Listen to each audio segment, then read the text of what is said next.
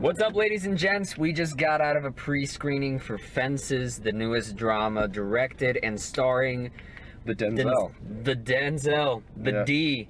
The big D. Denzel plays a father in the 50s named Troy, who's had to basically make his way in the world. The world ain't giving him shit, and he has to deal with changing times. He has to deal with his son, played by Jovan Adepo.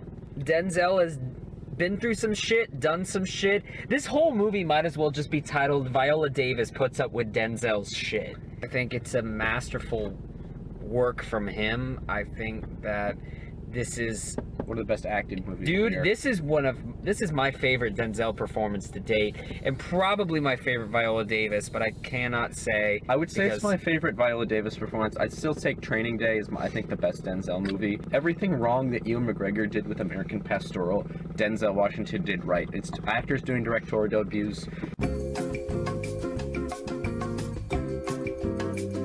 He keeps it simple. He keeps the cinematography simple. The great fucking performances, and that's where this movie really shines.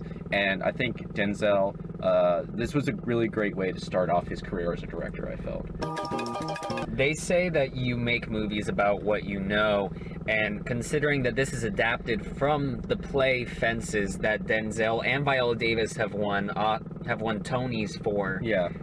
When I'm watching this, I'm kind of wondering, why take it from play to screen? What does cinema give this that the play necessarily doesn't? And I think that Denzel has a great style that kind of borrows a little from Spike Lee, but also borrows a lot from the directors he's worked with. Right. And he keeps that nice balance between the life of the theater, because these characters feel like real people. They respond to each other like real people. They're in the thicket of the story, and you don't feel like you're watching a movie. You feel like you're sitting like on the fence watching these people go through their neighborhoods. Shut up. Yeah. But we're gonna go a little bit into spoilers, so that's the alert. We're gonna give you final thoughts and scores out of 6 stars if you scroll to this time code here. Otherwise, let's get fucking into this.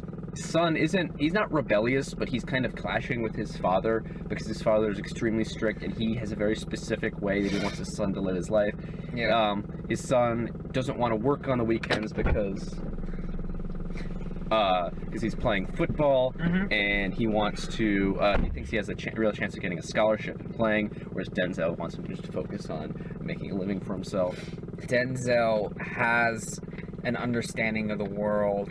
That understanding was shaped through harsh trials, and so because he's had to fight so much, he feels like these are the hardest lessons to learn, that these are the most essential things you need to know, and if you don't know these, you're gonna hurt through the rest of your life. And he wants his son to not make the same mistakes he did, and he's trying to shape sort of the man he wants his son to be.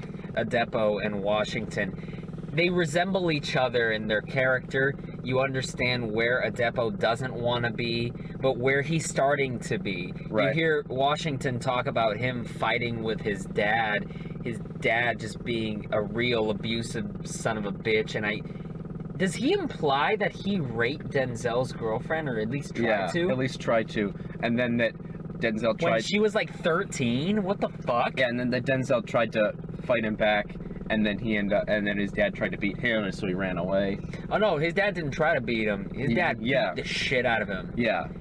Something that Denzel says, he woke up and both his eyes were shut. Unlike a lot of 50s or 40s movies, I didn't really feel too many of the period elements. Yeah, because it's mainly focused in this one location. In this one neighborhood. And it's like they kind of touch on like race as an issue, but it's really not, the theme of the movie. It's just more of a theme about a family and a father, and basically just a man in general and his relationships. You hear Denzel saying like, man, they don't want to see no colored man driving a garbage truck. Like, that's his big goal in his life, is to, become the driver for this garbage truck. But that's really just this another step. I feel like he just wants to be in control. Like, he just wants to be able to control his life, his job, his family, and you sort of see that slipping away when his son becomes more independent. He's trying to care for, you know, he has a brother, what's his name?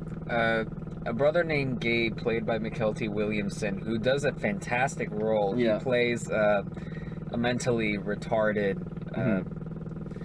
gentleman. Mentally ill. No, mentally retarded. We're talking about the 50s. The brother went off to war, suffered an injury, and has a metal plate in his head. So due to the complications of that injury, he's, you know, living like a bum out on the streets, and most of his dialogue is him talking about, I'm going off to chase the hellhounds. Yeah. And he just talks about heaven and trying to let the good ones in and seeing who belongs and who doesn't.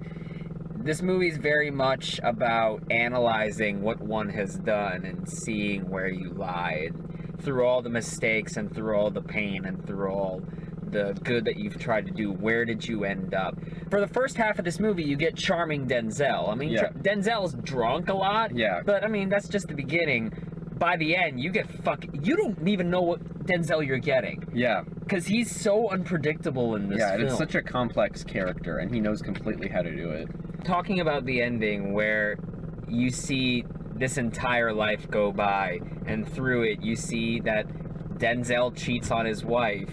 He has a baby Yeah. by this woman, and the way that Denzel talks to Viola Davis had our audience just losing their fucking mind. Yeah. It was like a fucking BET original series, because everyone fucking lost it. Yeah. The audacity that Denzel has to say some of the things he says to Viola Davis, there is no actor on the planet that can get away with that. Grow from just like loving him at the beginning to the end, you just fucking hate this guy. And weirdly enough, at the end, whenever his son is like, I don't want to go to his funeral, you get a weird Whiplash style moment. Yeah. Because Viola Davis, the person who should be, you know, spitting on his fucking grave and setting the fucker on fire, she says, like, this is the life that we've been dealt. Yeah. And I made my mistake by letting his ego take over and really trench itself in my heart.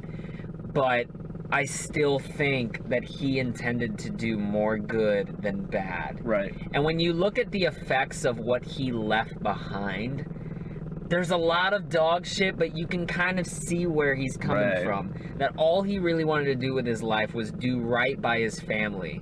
Even though it's got sort of like this slightly sunshiny ending, Yeah. you don't know how to feel. Yeah. And I think, feel like that's accurate with life. You don't know the impact that people are really going to leave, and I don't think you can ever really measure that in a scale of good to bad.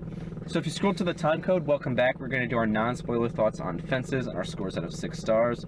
So overall, what did you think of the movie, Daniel?